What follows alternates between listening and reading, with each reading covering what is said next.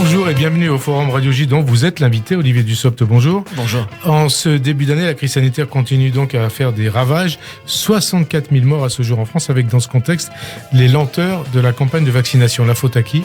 La faute au gouvernement, à l'administration, à la stratégie vaccinale ou à la stratégie politique tout court. Une crise en forme de désastre humain mais aussi économique, social et psychologique. Comment en tout cas gagner la guerre contre l'épidémie du coronavirus ? Il y a aussi les conséquences économique et sociale de cette crise, comment y répondre et quelles perspectives économiques, fiscales et budgétaires pour 2021 puisque vous êtes le ministre des Comptes publics. Et donc pour commencer, Olivier Dussopt, la campagne de vaccination, comment vous expliquez un tel retard à l'allumage ? Comment cette campagne a-t-elle pu si mal démarrer ?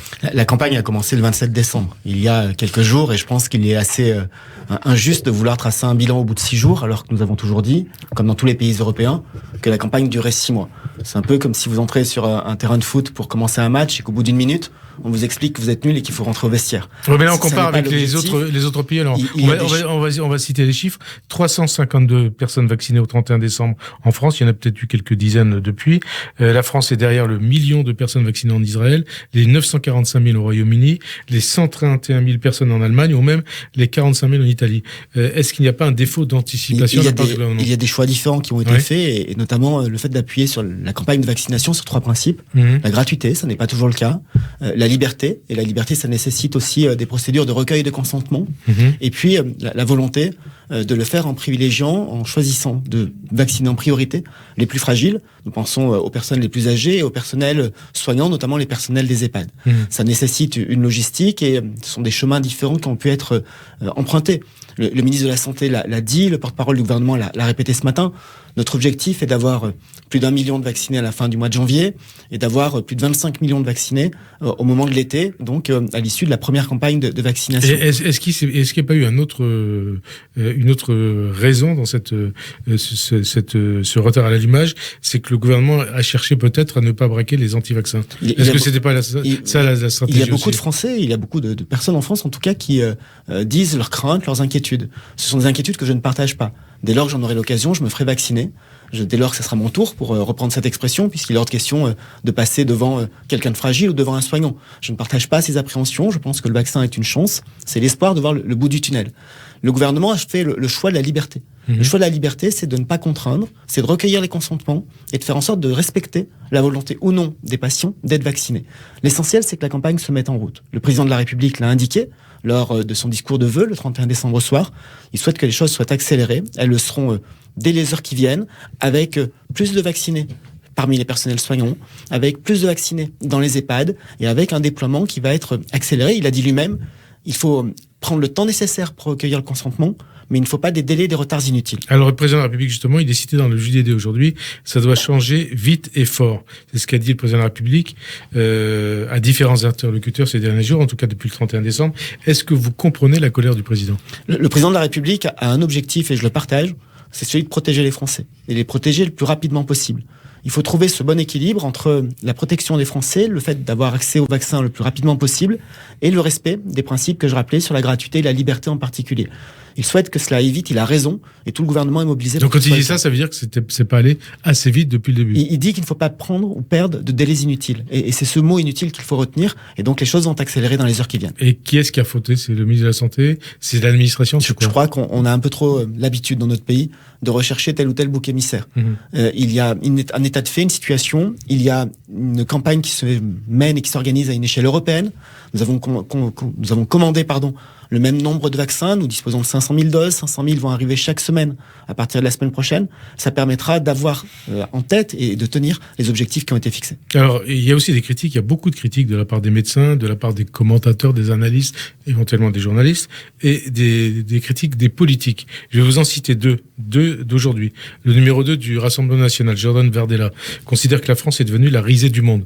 Donc, du fait de ces ratés de la campagne de vaccination, de ce début de campagne de vaccination. Et puis, Olivier Faure, le premier secrétaire du PS que vous avez connu, puisque vous venez du Parti socialiste, dit qu'il s'agit d'une humiliation pour le pays de Pasteur. Qu'est-ce que vous répondez à l'un et à l'autre et à toutes les critiques? Je les laisse l'un et l'autre à une forme de médiocrité ou d'irresponsabilité. C'est-à-dire, alors, on va commencer par Bardella, ensuite par... C'est trop facile de se poser uniquement en commentateur. La réalité, puisqu'on parle de politique, c'est que depuis 2017, chacune des familles politiques traditionnelles de ce pays est restée arrêtée sur un échec. Et aucune n'a trouvé la faille, n'a trouvé la martingale pour mettre à mal à la fois le projet, mais aussi la cohésion de la majorité d'Emmanuel Macron. Aujourd'hui, et à l'occasion d'une épidémie, à l'occasion de telle ou telle difficulté, parce que ça n'est pas la première fois qu'il y a des tentatives de déstabilisation, de remise en cause, de critique gratuite de ce qui se fait en matière de lutte épidémique, il y a cette volonté de remettre en cause, de critiquer pour critiquer. La réalité, c'est que nous sommes face à une pandémie que personne n'avait prévue, dont l'évolution est pleine de curiosité, pleine d'inconnus. Nous l'avons encore vu récemment avec des mutations du virus que personne n'avait pu anticiper, et c'est bien normal. Il y en a beaucoup, certaines sont plus graves que d'autres. Il y a une situation économique et sociale qui est née de cette situation pandémique et de la volonté de sauver les vies, qui est une situation économique là aussi inédite, et le gouvernement est pleinement mobilisé. Nous préférons rester dans l'action, dans la réponse à la crise, dans la protection des Français, plutôt que de perdre du temps à répondre à telle ou telle polémique politicienne. Mais là, ce qu'ils vous disent, Bardella est fort, en gros, le gouvernement n'agit pas. Il n'y a pas d'acte. Il se trompe, mais comme ça n'est pas la première fois, c'est peut-être pas utile de trop s'arrêter. Alors, vous dites, on va avoir 500 000 doses par semaine, c'est le chiffre, en tout cas annoncé même par les autorités européennes. Mais comment corriger le tir? Est-ce que il faut par exemple associer les maires à cette campagne de vaccination? Je crois que la vaccination est avant tout un acte médical, avec la nécessité, je l'ai dit, de recueillir le consentement et de procéder à la vaccination. Non, associer les maires, ça veut dire, est-ce qu'il faut créer des vaccinodromes? Je n'aime pas le terme. Au niveau local. Dire la vérité, il faut des centres de vaccination. Le ministre de la Santé l'a dit. À chaque fois que les autorités de santé et l'administration hospitalière pourront les mettre en place, ça sera le cas. À chaque fois qu'il faudra travailler avec les élus locaux, ça sera le cas, comme nous l'avons toujours fait depuis le début de la crise. Par contre, il y a une réalité, c'est que la montée en puissance de la campagne de vaccination va nécessiter des centres de vaccination où les Français pourront aller se faire vacciner. Aujourd'hui, d'ailleurs, ça fait le lien avec votre première question. Nous sommes avec un objectif qui est de vacciner les plus fragiles. Et donc, c'est le vaccin qui va vers nos aînés, le vaccin qui va vers les EHPAD, dans les EHPAD. Oui. Ça nécessite une vraie logistique, notamment pour la conservation du vaccin. Ça explique aussi le temps qu'il faut pour acheminer le vaccin dans de bonnes conditions. Donc, vous dites il va falloir aller vers la mise en place de centres de vaccination. Ça veut dire quoi? Combien de centres de vaccination, par exemple? Je ne sais pas le dire, et je pense que le ministre de la Santé serait plus à même de vous répondre. Oui. J'ai un principe dans cette crise pandémique, cette crise sanitaire. C'est que nous sommes, je l'ai dit tout à l'heure, face à une situation que personne n'a connue, face à une épidémie, et je ne suis pas épidémiologiste et je ne suis pas ministre de la Santé. Et je pense que Olivier Véran est évidemment pleinement mobilisé. Je pense surtout que lorsqu'on est face à une telle situation, la responsabilité des hommes et des femmes politiques, c'est de ne pas ajouter de confusion à la difficulté ou de confusion à la situation. Et donc, en matière de santé, en matière d'organisation des soins ou de la dispensation des soins, je pense que moins nous sommes nombreux à nous exprimer, mieux c'est, pour que ceux qui s'expriment soient les plus à même de le faire et que ce soit le plus clair possible. Vous êtes ministre des Comptes publics, donc vous pouvez vous exprimer en tout cas sur le coût de cette campagne de vaccination. Comment ça va coûter? Nous avons inscrit dans la loi de financement de la sécurité sociale pour 2021 une provision de 1,5 à 2 milliards d'euros. C'est une provision que nous avons. Ça peut aller au-delà? Ça peut aller au-delà, mais c'est une provision que nous avons estimée sur la base du coût des vaccins tel que nous le connaissions lors de la création de l'examen du texte, sur la base des consultations nécessaires, de l'admission, du fait de procéder à l'injection, pardonnez-moi, des vaccins pour estimer ce coût. Si ça va au-delà, nous saurons répondre présent. L'année passée, pour faire face à la crise du Covid, nous avons mis à disposition de la sécurité sociale plus de 15 milliards d'euros de dépenses supplémentaires par rapport à ce qui était prévu. Dans le cadre de la loi de finances pour 2021, financement de la sécurité sociale, je l'ai dit, nous avons une provision de 1,5 milliard à 2 milliards d'euros pour les vaccins. Et au total, nous avons inscrit presque 4,5 milliards d'euros dans le budget de la sécurité sociale pour faire face aux conséquences de la crise Covid. Et donc, nous prenons les dispositions nécessaires. Nous avons toujours montré que l'État et la sécurité sociale avec lui mettaient les moyens qu'il fallait pour répondre à la crise. C'est vrai pour la sphère sociale. C'est vrai pour la sphère de l'État, et notamment l'action économique, l'accompagnement des populations les plus fragiles. Nous avons répondu lourdement, massivement, d'un point de vue financier, aux conséquences de la crise. Et d'ailleurs, il faut préciser une chose, vous l'avez dit tout à l'heure, le vaccin est gratuit. Le vaccin est gratuit, ça n'est pas le cas de tous les pays.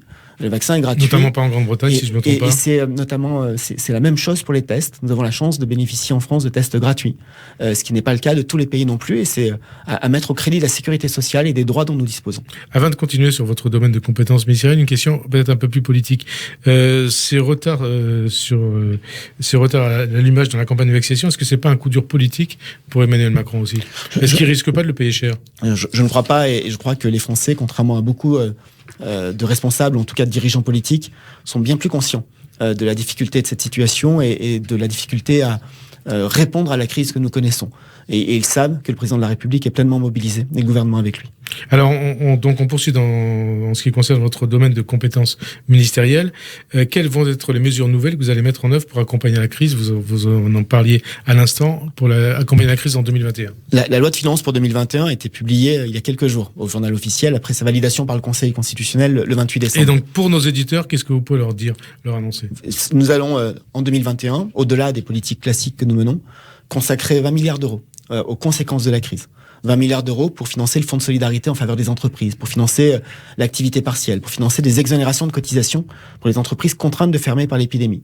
Mais au-delà de ces 20 milliards d'euros qui sont une réponse à la crise, aux conséquences de la crise, le budget 2021 a une particularité avant tout, c'est le budget de la relance, qui porte le plan de relance, avec 100 milliards d'euros sur 2 ans, qui sont inscrits, prévus, à la fois par des baisses d'impôts de production pour les entreprises, par du financement de projets de développement, du projet d'investissement, par des financements aussi pour permettre de répondre à la crise et de relancer l'activité économique. Je pense par exemple aux primes à l'embauche des jeunes, aux primes à l'embauche d'apprentis. Elisabeth Borne a annoncé qu'elle serait prolongée au-delà du 31 janvier, 2021, parce que c'est un dispositif qui marche et dont le financement est aussi assuré par le plan de relance. Alors, est-ce qu'il pourrait y avoir aussi un geste complémentaire concernant les emplois aidés ? Les emplois aidés sont une formule que nous mettons en œuvre de manière assez parcimonieuse. Souvent, il manque le volet insertion, le volet formation. Certains élus locaux vous le demandent. Nous avons augmenté dans le budget pour 2021, et grâce au plan de relance, le nombre d'emplois accompagnés, de contrats aidés, pour reprendre cette expression. Nous avons aussi augmenté le nombre de garanties jeunes. Nous le faisons à la fois pour aider ceux qui sont les plus fragiles, les plus éloignés de l'emploi, mais aussi les plus jeunes, pour leur permettre une entrée dans la vie active. Mais nous ne voulons pas que cette action en faveur de l'insertion professionnelle s'arrête uniquement à des formes de contrats aidés.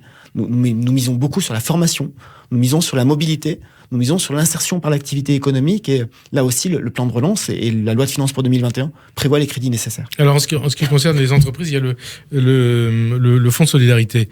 Est-ce que vous avez les chiffres déjà pour le mois de novembre ? Parce que c'est le dernier mois connu. Le mois de novembre a des chiffres qui sont importants, puisque nous avons tout au long du mois de décembre payé le fonds de solidarité pour compenser la perte d'activité des entreprises en novembre. Au 28 décembre dernier, donc ça sera ajusté dans les heures et les jours qui viennent, ce sont plus de 815 000 entreprises qui ont été aidées au niveau du fonds de solidarité. Mais pour quelle période ? Pour le mois de novembre ? Pour le mois de novembre, pour un montant total de 3,6 milliards. Donc c'est des chiffres que vous avez obtenus, que vous avez eu le 28 décembre. Ce sont les chiffres du 28 décembre, et il y a encore quelques jours pour que les entreprises puissent déclarer les pertes d'activité du mois de novembre. Et donc nous intégrerons les chiffres, mais nous pouvons considérer que l'essentiel est là. Donc 3,6 milliards versés. Oui, à 815 000 entreprises, un peu plus de 815 000 entreprises pour les pertes d'activité du mois de novembre. Il faut souligner qu'en novembre, c'est le premier mois au cours duquel les entreprises ont pu bénéficier d'un fonds de solidarité dont le plafond avait été porté à 10 000 euros plutôt que 1 500. Premier mois aussi, nous avions élargi le nombre d'entreprises qui pouvaient en bénéficier, notamment par rapport au nombre d'emplois.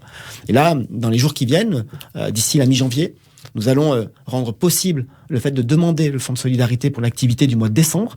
Beaucoup d'entreprises ont retrouvé leur activité en décembre. Il y a des secteurs fermés, dans l'hôtellerie, dans les cafés, dans la restauration. Et nous allons proposer aux entreprises qui sont concernées par ces fermetures et par ces pertes d'activité des modalités différentes.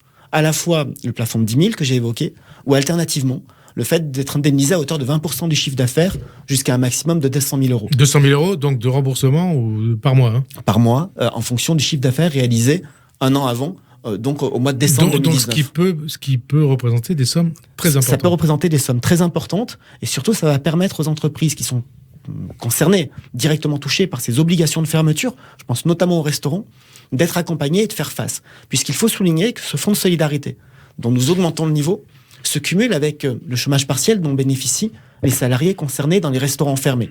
Et nous savons qu'avec 20% du chiffre d'affaires, nous couvrons les charges fixes dans l'immense majorité des cas, et que le chômage partiel permet de couvrir la question salariale. Et nous avons ajouté à cela la prise en charge d'une partie des jours de congé. Elisabeth Borne l'avait rappelé il y a quelques jours. Donc c'est un dispositif extrêmement protecteur. Est-ce que vous avez un exemple ou des exemples particuliers en tête, notamment puisque c'est le domaine le plus touché dans le secteur de la restauration ? Oui, j'ai un exemple que nous n'avons pas sollicité, mais il y a un restaurateur parisien qui est connu parce qu'il mène des campagnes de médiatisation sur les produits locaux, sur la qualité des aliments et de la nourriture qu'il sert dans ses restaurants, qui n'est pas toujours tendre avec le gouvernement, que ce soit celui-ci ou les précédents.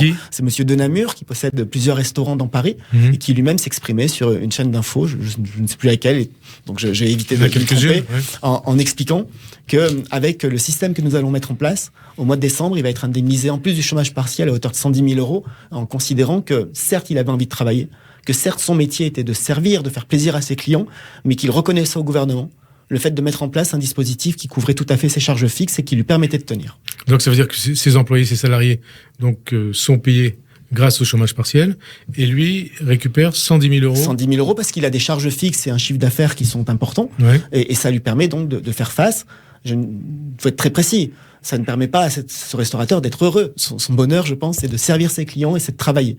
Mais ça permet de tenir pendant la crise. Est-ce que ça veut dire qu'on peut penser, ou vous pensez, je ne sais pas, que dans le secteur de la restauration, c'est pas aussi catastrophique que l'on dit? Non, je ne serais pas aussi affirmatif parce que c'est une question, les restaurateurs sont avant tout animés par la volonté de travailler, la volonté d'ouvrir leurs établissements. Vous savez, j'ai un beau-frère qui est artisan boulanger. Il n'a pas été fermé puisque les boulangeries n'étaient pas fermées. Mais il vit pour servir ses clients. Il vit pour fournir des produits de qualité à ses clients. Mais tout le monde a envie de travailler. Tout le monde a envie de travailler. Par contre, nous avons mis en place, et en particulier sur cette période de novembre, de décembre, avec le deuxième confinement et avec l'augmentation des niveaux d'aide, notamment dans le secteur de la restauration et pour les secteurs fermés par décret, nous avons mis en place un dispositif d'aide qui est le plus puissant d'Europe et donc, par conséquent, le plus puissant du monde. Je vais l'illustrer par un chiffre, en sortant du champ des entreprises, mais pour m'intéresser et pour nous intéresser collectivement à la situation des salariés. Il faut imaginer que l'OCDE a démontré qu'en 2020, le pouvoir d'achat des salariés en France allait être soit stable par rapport à 2019, soit en baisse de 0,3 à 0,5%. Alors que dans le même temps, la production de richesse et la croissance donc a diminué de 11%. Ça montre combien le système de financement d'activité partielle à un niveau que nous n'avions jamais atteint. Les dispositifs que nous avons mis en place ont permis d'amortir, quand je dis amortir, c'est même de très très largement atténuer le choc économique que nous avons connu sur le pouvoir d'achat des salariés. Et alors comment ça va se passer quand vous allez stopper ces aides? Il va falloir le faire progressivement et nous avons mis en place... Donc à partir de quand? Alors, à partir de quand? Lorsque les entreprises retrouvent leur activité. Il y a des caractéristiques au dispositif que nous avons mis en place et ça fait partie des sujets d'attention et pardon de prendre un instant et au risque d'être trop technique. Ma responsabilité de ministre délégué au compte public est de veiller à ce que l'argent que nous engageons pour répondre à la crise, les dépenses auxquelles nous procédons, soient des dépenses qui soient ponctuelles. Que dans 2 ans, dans 3 ans, nous ne retrouvions pas le même niveau de dépenses. Et donc faire en sorte que ces dépenses soient réversibles. Lorsque nous mettons en place un fonds de solidarité pour les entreprises qui ont perdu 50% de leur chiffre d'affaires, le jour où elles retrouvent leur activité, il n'y a plus de fonds de solidarité. Lorsque nous mettons en place un dispositif de financement du chômage partiel qui va coûter entre 28 et 30 milliards d'euros en 2020 au total, c'est massif, c'est même c'est totalement inédit. Mais lorsque les entreprises concernées retrouvent leur activité et font revenir leurs salariés, le dispositif s'éteint par lui-même. Et donc nous allons en sortir progressivement en faisant en sorte que les entreprises qui retrouvent leur activité sortent des dispositifs d'aide et que celles qui en ont besoin, et notamment celles qui en ont besoin parce que nous sommes amenés à prendre des décrets et des décisions de fermeture administrative puissent être aidées. Alors, est-ce que vous avez fait des projections? Est-ce que vous savez, bien sûr ça dépendra de la crise, mais à partir de quel moment ces aides pourront s'éteindre? Si je devais répondre avec une envie et un espoir, ça serait le plus rapidement possible. Plus vite l'activité revient, plus vite la crise sera derrière nous et mieux ce sera. Nous avons inscrit dans le budget pour 2021 entre 7,5 et 8 milliards d'euros pour financer le fonds de solidarité. Ça nous permet de voir venir, si vous me permettez cette expression, d'abord parce qu'en janvier, en février, en mars, si les choses se passent bien, si nous n'avons pas à subir un 3e confinement, le nombre d'entreprises fermées par rapport au mois de novembre sera bien moins important. Et donc, nous avons des secteurs particuliers à aider. Je pense aux stations de ski, je pense aux secteurs qui restent fermés, je pense au secteur culturel, évidemment, mais nous serons sur des dispositifs et des volumes moins importants. Et donc, nous avons prévu, dans le budget 2021, de quoi faire face à cette nécessité d'accompagner les entreprises pendant encore plusieurs mois. Puisque vous parlez de 3e confinement éventuel, c'est une hypothèse plausible, crédible, certaine? Je ne crois pas qu'elle soit ni certaine ni plausible. Je ne sais comment le dire. Nous voulons tout faire pour l'éviter. Et tout faire pour éviter le confinement... Parce qu'un 3e confinement, ça serait une catastrophe pour l'économie. Tout faire pour éviter le confinement, c'est aller plus avant, comme cela a été dit tout à l'heure sur la vaccination, c'est respecter les gestes barrières, c'est être extrêmement prudent. C'est à la fois une responsabilité individuelle et collective. Mais dans le budget que nous avons présenté avec Bruno Le Maire devant l'Assemblée nationale, nous sommes sur une stratégie et sur une hypothèse de sortie progressive de la crise sans 3e confinement. C'est comme ça que nous avons construit le budget. Parce qu'un 3e confinement serait une catastrophe pour l'économie. Ça serait évidemment une mauvaise nouvelle. Nous avons vu que le confinement de novembre avait été moins rude que le confinement du mois d'avril. En avril, l'activité a baissé de plus de 30%. En novembre, nous sommes autour de 12% de baisse d'activité, mais chaque baisse d'activité est une mauvaise nouvelle. Donc, aucun confinement ne peut être une bonne nouvelle pour l'économie. Le couvre-feu, il coûte cher ? Il coûte moins cher par définition, puisque les activités peuvent continuer pendant la journée, mais il a des impacts très forts sur certains secteurs. Je pense notamment à la restauration dont nous avons déjà parlé. Et alors, le fait d'imposer le couvre-feu à 18h dans une quinzaine de départements, est-ce que ça coûte cher à l'État, puisqu'il y a des entreprises à dès lors qu'on prend des décisions administratives qui ont des conséquences sur l'activité des entreprises, il y a un coût pour l'État, en termes de fonds de solidarité, d'exonération de cotisations patronales ou encore de prise en charge du chômage partiel ou de l'activité partielle selon le sens. C'est un coût qui est moindre que le confinement, mais il y a un coût et nous y faisons face. C'est l'objet des 20 milliards d'euros que nous avons inscrits pour 2021. Le coût du virus, il est chiffré à combien ? En 2020, à 186 milliards d'euros. Et pour 2021, qu'est-ce que vous avez provisionné ? Pour 2021, nous avons prévu, comme je disais, 20 milliards d'euros de mesures d'urgence, de réponse à la crise, 100 milliards d'euros sur 2 ans pour le plan de relance. Permettez-moi un mot pour dire comment nous arrivons à 186 milliards d'euros en 2020. 186 milliards d'euros, ça correspond d'une part à 86 milliards d'euros de dépenses. J'ai dit presque 30 milliards d'euros de chômage partiel, presque 20 milliards d'euros de fonds de solidarité. Donc les choses vont rapidement, vont vite. Et puis il y a des pertes de recettes. Car lorsque l'activité se réduit, lorsque la croissance est anéantie et que cela devient une récession de la TVA, à moins 11%, on perd des recettes fiscales pour environ 100 milliards d'euros. Ce sont les prévisions sur lesquelles le projet de loi de finances pour 2021 a été construit. Je le dis avec une prudence, puisque la baisse d'activité en novembre a été moins importante que ce que nous craignions. Et par conséquent, c'est-à-dire précisément, nous avions imaginé que la baisse d'activité pourrait atteindre 20% et elle a été autour de 12%. Et donc, il y aura des conséquences plutôt positives, en tout cas moins négatives, pour ce qui concerne les recettes. Et donc, dans quelques semaines, nous aurons l'occasion d'avoir les chiffres définitifs de l'année 2020. Alors, justement, par rapport aux projections que vous faites, qu'est-ce que vous faites en termes de projections, vous faites en termes de croissance et de niveau de la dette de l'État pour 2020 et pour 2021 ? Pour 2020, nous avons proposé aux parlementaires qui l'ont adopté une hypothèse de récession à hauteur de moins 11%. Et vous la tiendrez ou pas ? C'était ça la question. Ça ne peut pas être plus mauvais. Nous avons fait une hypothèse prudente. Le Haut Conseil des finances publiques a qualifié notre hypothèse de prudente. Et si l'activité était meilleure que prévu sur la fin de l'année, peut-être que nous ne serons pas à moins 11%, mais sur un chiffre moins dramatique. C'est-à-dire ce sera de 8-9%? Une récession. Il est trop tôt pour le dire. Et on peut y arriver ou pas ? Je ne crois pas. 8%, ça serait une nouvelle assez miraculeuse. Donc, mais c'est quoi ça serait quoi un chiffre je ne sais pas le dire à cet instant, parce qu'il faut prendre le temps. Et nous sommes dans un domaine qui nécessite de la précision. Il faut laisser du temps, notamment à l'INSEE. Il faut laisser du temps aux analystes pour pouvoir avoir les chiffres les plus précis possibles et savoir exactement aussi ce que l'État a encaissé et ce qu'il a dépensé. Pour ce qui concerne la dette publique, nous sommes autour de 120% du PIB en 2020. Et pour 2021, en matière de croissance, nous sommes sur une hypothèse de croissance à 6% et sur une hypothèse de dette publique à 122%. Ça nécessite, cette situation, d'avoir en tête deux choses. La première, c'est que le plan de relance doit être une réussite et c'est d'ores et déjà une réussite. Je reprends l'exemple de la prime à l'embauche des jeunes. Elle a été extrêmement utile.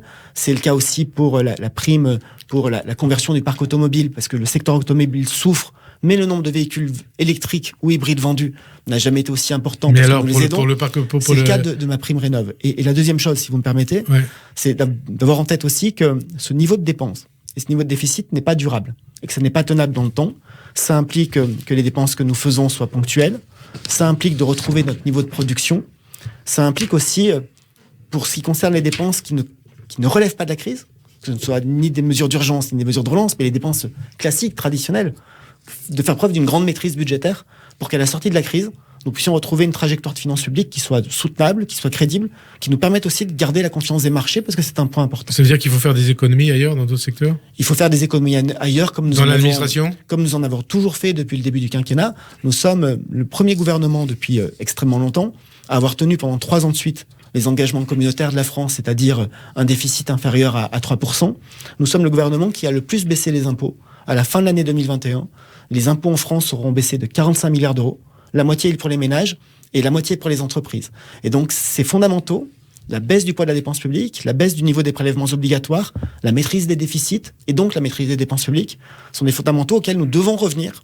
Et si nous devons tout mettre en œuvre pour répondre à la crise, tant pour ses conséquences que pour accompagner la relance, pour ce qui concerne les dépenses plus traditionnelles, plus ordinaires, il faut garder cette maîtrise et c'est aussi un des points d'attention et une des responsabilités que j'ai à exercer. Alors, il y a aussi un questionnement par rapport aux entreprises qui pourraient être en faillite. Combien en 2020, combien en 2021 ? Alors, dans le secteur de la restauration, par exemple, on nous dit qu'il peut y avoir un tiers des restaurants fermés. Nous sommes dans une situation qui est assez paradoxale. En moyenne, en France, nous avons 55 à 60 000 défaillances d'entreprises par an. Quand je dis défaillance, ça n'est pas forcément une faillite. Ça peut être un redressement et ça peut aussi être malheureusement une liquidation judiciaire. En 2020, c'est là que la situation est un peu paradoxale. Le nombre de faillites est à la baisse. Ce qui est paradoxal par rapport à la crise. Je pense que ça s'explique par le fait que nous avons un dispositif d'intervention et de soutien à l'économie qui est massif et qui permet à des entreprises qui, en temps normal, auraient rencontré des difficultés, de garder la tête hors de l'eau. En 2021, le nombre de faillites devrait, je dis devrait parce que ça fait partie des prévisions qui sont faites par tel ou tel institut, être plus important, et certains évoquent entre 60 et 70 000 faillites, ce qui serait plus important que d'habitude. Donc 10 à 20 000 de plus qu'habitude. Et avec un effet de rattrapage par rapport à cette baisse un peu paradoxale de l'année 2020. Ça nécessite là aussi d'être extrêmement prudent. D'abord prudent sur les chiffres, ça ne s'agit que de prévisions. Prudent aussi sur la manière dont on va progressivement arrêter les systèmes d'aide que nous avons évoqués tout à l'heure. Oui, parce qu'à partir du moment où vous arrêtez les systèmes d'aide, les entreprises sont plus en difficulté, il y aura plus de faillites. Et puis, il va falloir aussi, mais c'est dans quelques mois, lorsque nous serons à la sortie de la crise, avoir en tête que certaines entreprises qui rencontraient des difficultés avant la crise ont pu garder la tête hors de l'eau pendant la crise du fait des systèmes d'aide propres à la crise Covid, mais que lorsque cette crise s'arrête, elles retrouvent les difficultés. Ça veut dire que ces entreprises étaient sous respirateur artificiel ? C'est une formule un peu rapide, mais qu'on peut partager pour certains cas. Respirateur de l'État. Hein. De respirateur de l'État, sous perfusion d'une certaine manière, mais c'est aussi la démonstration du caractère massif de notre intervention dans l'économie. Et combien de chômeurs ? Il y a eu 0,9% de chômeurs en plus en novembre. On arrive à un taux de 11%. Qu'est-ce que vous prévoyez dans les prochains mois ? Nous essayons de limiter, dans un premier temps, la hausse du nombre de chômeurs et surtout de retrouver une trajectoire de baisse. Et aujourd'hui, il est difficile de faire une prévision en termes de nombre de chômeurs. Une prévision, je crois, de la Banque de France, le seuil du chômage, devrait repasser sous le seuil de 10% fin 2022. C'est l'objectif que nous poursuivons et le plan de relance que nous mettons en œuvre a cet objectif. Pourquoi est-ce que c'est crédible et pourquoi est-ce que c'est possible ? Parce que l'économie française est résistante. Je prends un exemple pour illustrer. Lorsque nous sommes sortis du premier confinement, au mois de mai, et que nous avons retrouvé la possibilité d'une activité, nous avons connu en France, au troisième trimestre, la plus forte croissance économique de toute l'Europe. Au troisième trimestre de l'année 2020, sortie de confinement, la croissance économique, c'est 18% par rapport au trimestre précédent, au trimestre de l'année précédente. Et c'est la création de 400 000 emplois. Alors, il y avait un effet de rattrapage par rapport au confinement, mais c'est la plus forte croissance. Et ça démontre que notre économie, qui allait bien avant la crise, la France était devenue le premier site d'investissement étranger en Europe, et donc avec une attractivité, avec un développement industriel, avec des créations d'emplois, notre économie est résistante. Et c'est une des raisons pour lesquelles nous avons fait ce choix d'intervenir très massivement, en termes de trésorerie, en termes de prise en charge des pertes d'activité, en termes d'activité partielle, parce que l'activité partielle, ça permet aux entreprises de garder les salariés et ensuite, lorsque l'activité repart, de les retrouver sans perte de compétences. C'est un des enseignements majeurs de la crise de 2008-2009, où le niveau de soutien au chômage partiel était bien moins important.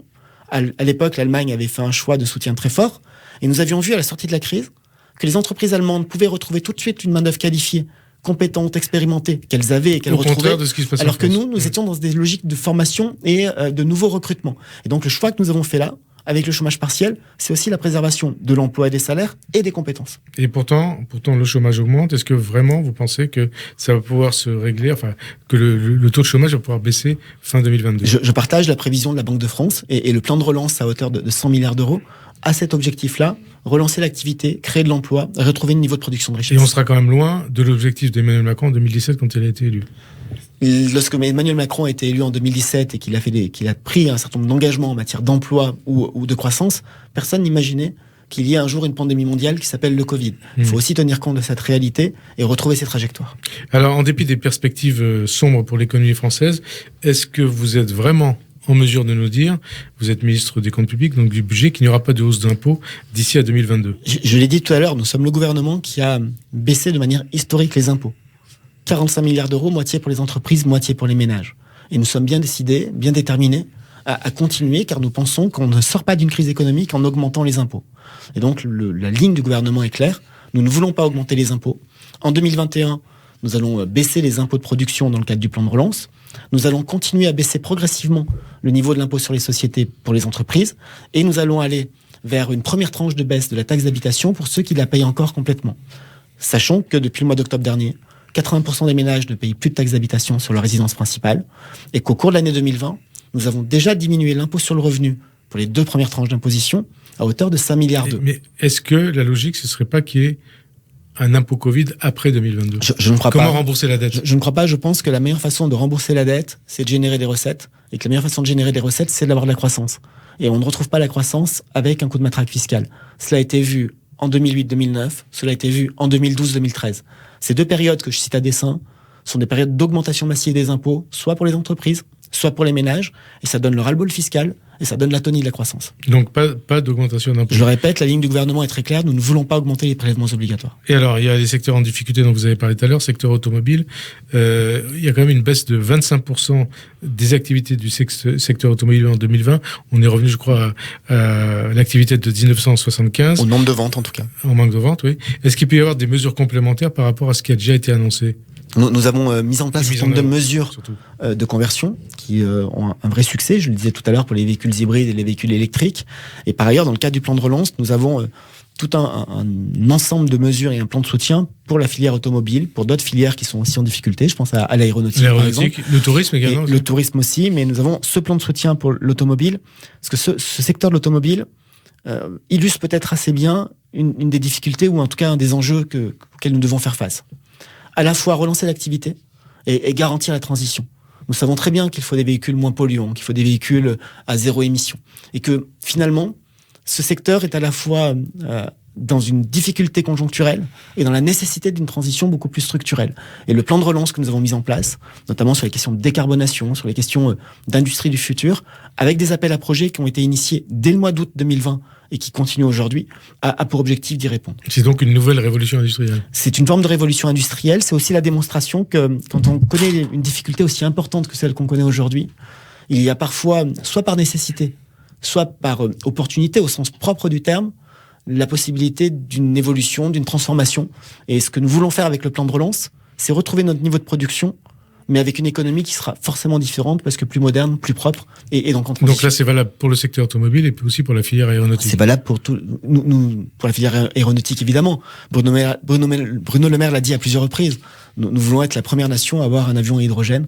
Et ça fait partie des engagements que nous avons pris, à la fois par le plan hydrogène et par le plan de soutien à la filière aéronautique. Avec un problème, c'est que ce genre de projet, c'est un projet qui va être mis en œuvre d'ici une dizaine d'années. Mais qui nécessite de la recherche, des investissements dès aujourd'hui. C'est typiquement le genre de projet qui, parce qu'il se réalise à moyen ou long terme, est souvent retardé dans sa mise en œuvre. Là, nous avons l'opportunité de lancer les travaux et d'être pionniers en la matière. Alors, il y a aussi un secteur qui paye beaucoup cette crise, c'est le secteur du cinéma, puis aussi le secteur du spectacle vivant. Pour le cinéma, 1,5 milliard de manque à gagner en 2020.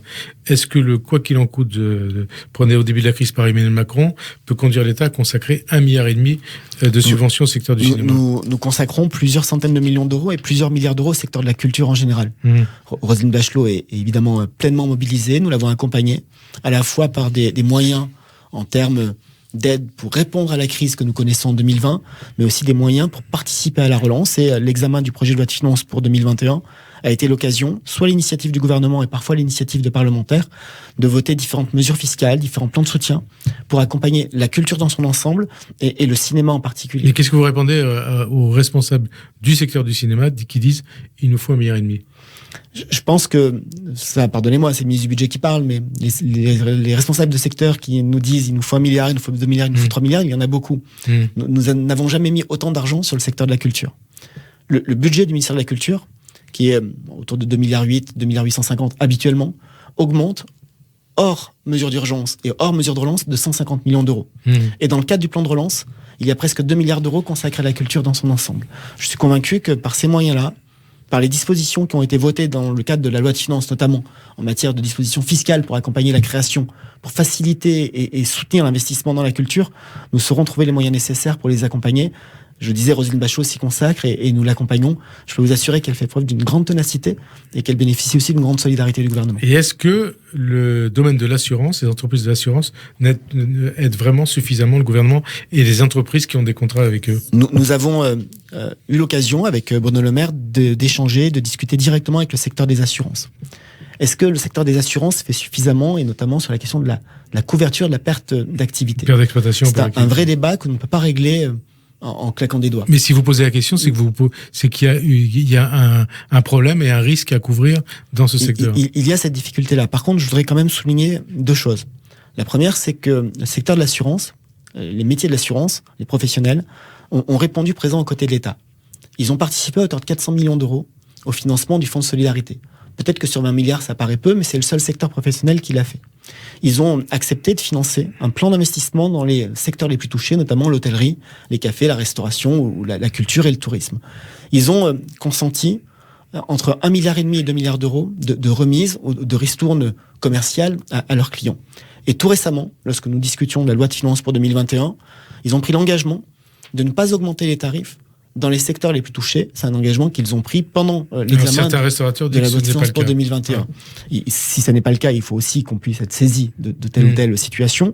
Il y a eu aussi des maladresses. J'ai en tête certains professionnels, des artisans, des restaurateurs qui ont rendu public des résiliations de contrats ou des modifications de clauses. Évidemment, tout cela doit se regarder. Mais il ne faut pas faire de mauvais procès au secteur de l'assurance. Vous pensez qu'elles jouent pleinement leur rôle, les assurances? Il y a un débat sur la manière dont on peut couvrir la perte d'activité. Dire que le secteur de l'assurance n'a rien fait serait injuste. Mais vous considérez que le secteur de l'assurance joue pleinement son rôle? On peut toujours demander plus à un secteur, et qui plus est dans le secteur de la culture, de l'assurance, pardonnez-moi. Par contre, le secteur de l'assurance a répondu présent de ce que nous les avons sollicités et nous continuons à travailler avec eux sur les questions de couverture, sur les questions de maintien de garantie pour leurs assurés. Nous serons extrêmement vigilants à l'engagement qu'ils ont pris de ne pas augmenter les cotisations pour les secteurs les plus touchés. Alors, parmi les réformes à venir, Emmanuel Macron, le 31 décembre, n'a pas évoqué celle des retraites pour 2021.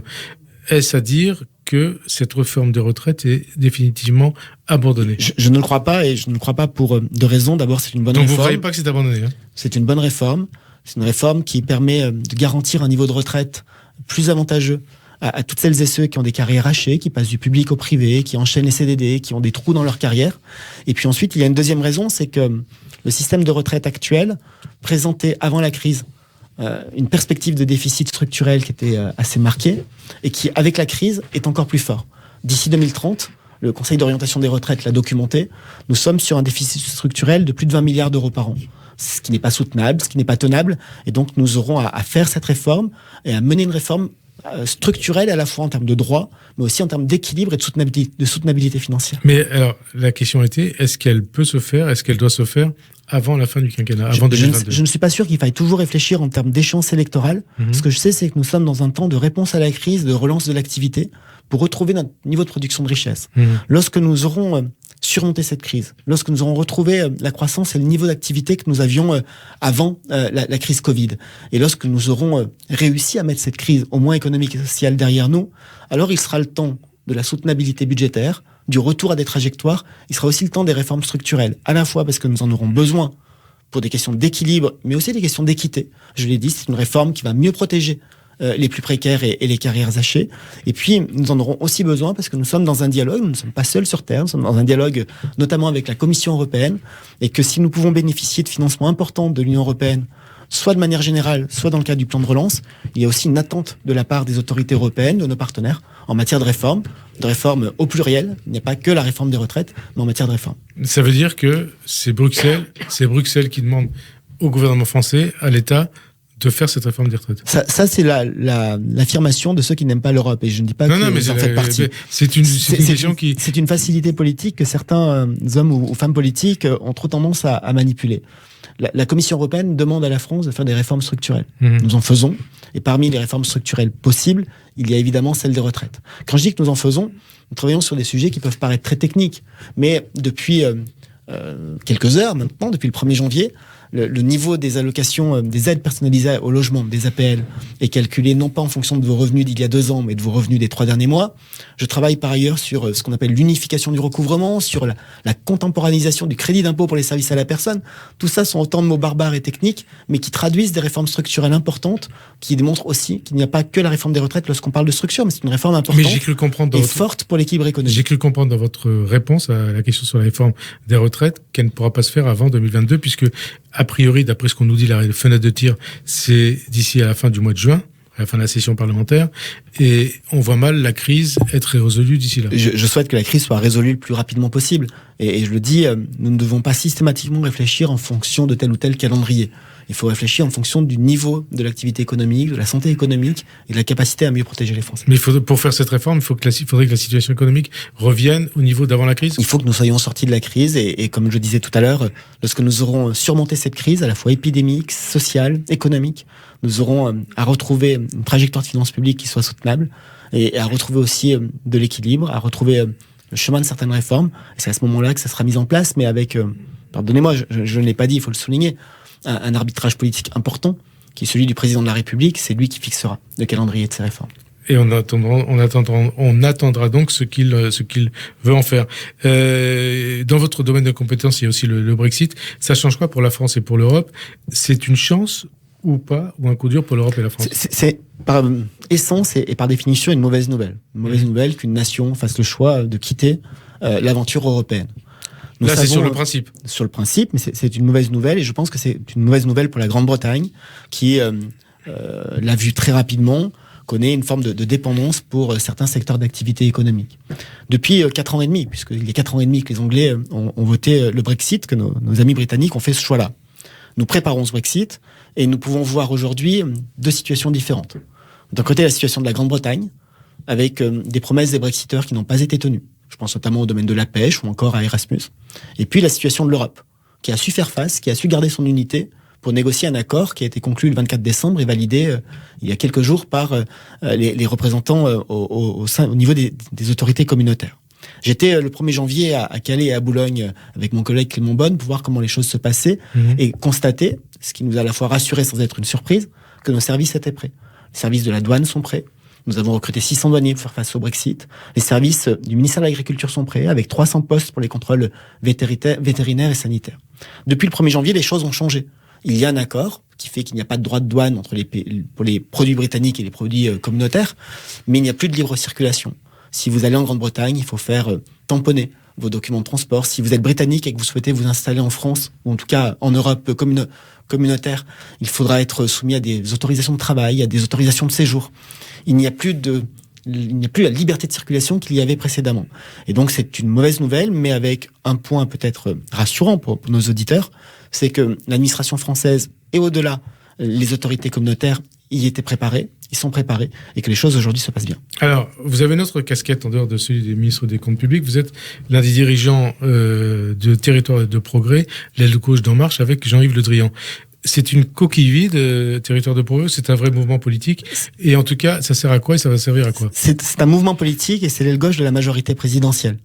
Nous avons, avec plusieurs amis et avec Jean-Yves Le Drian depuis quelques mois, fait le choix de proposer à des hommes et des femmes de gauche, de gauche et du centre-gauche, qui croient en la réussite du président de la République, qui veulent participer à la réussite du quinquennat. Souvent qui viennent du Parti Socialiste. Du Parti Socialiste et d'autres formations politiques, en tout cas de la gauche et du centre-gauche, et qui ne veulent pas se réfugier dans une attitude d'opposition stérile. Au contraire, ils veulent participer à la réussite du quinquennat.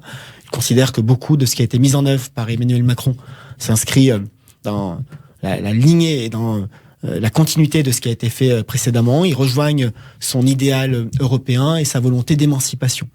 Nous proposons à ces hommes et à ces femmes, qu'ils soient déjà dans la majorité ou qu'ils nous rejoignent, un espace de travail, un espace de discussion, un espace de réflexion, et avec plusieurs objectifs. Un premier objectif peut-être très organisationnel, qui est de nous structurer au mois de février. Nous avons une 50aine de parlementaires qui nous ont rejoints, une dizaine de membres du gouvernement, et puis un objectif purement politique. Lequel ? Qui est de contribuer à la réflexion et à la préparation des élections de 2022, Nous sommes partie prenante de la construction de la maison commune, de cette grande coalition majoritaire, avec un souhait, c'est que le président de la République, dès lors qu'il le souhaitera, dès lors qu'il sera candidat, puisse être reconduit, car nous sommes convaincus que sa réussite est celle du pays.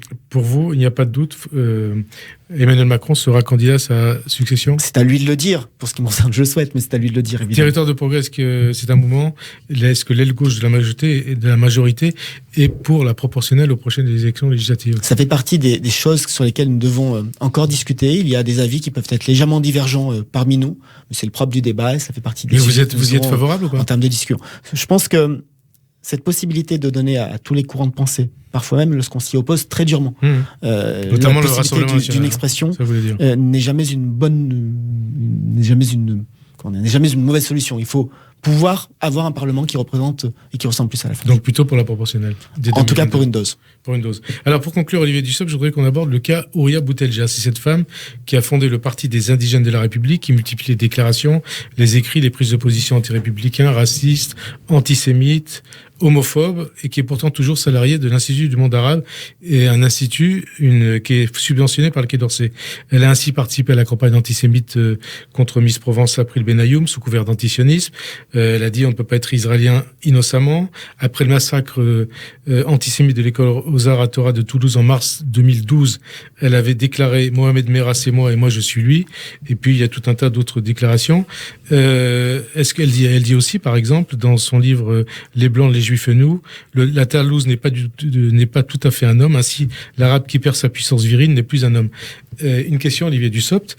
Est-ce que les prises de position et la présence au sein de l'IMA, l'Institut du monde arabe, d'Ouria Boutelja, ne déshonorent pas cet institut subventionné par l'État? Je ne connais pas suffisamment la gouvernance de l'IMA de l'Institut du monde arabe pour me prononcer sur ce sujet-là. Par contre, ce que je peux vous dire, c'est que chacune des déclarations que vous avez rappelées... Et il y en a beaucoup d'autres, hein.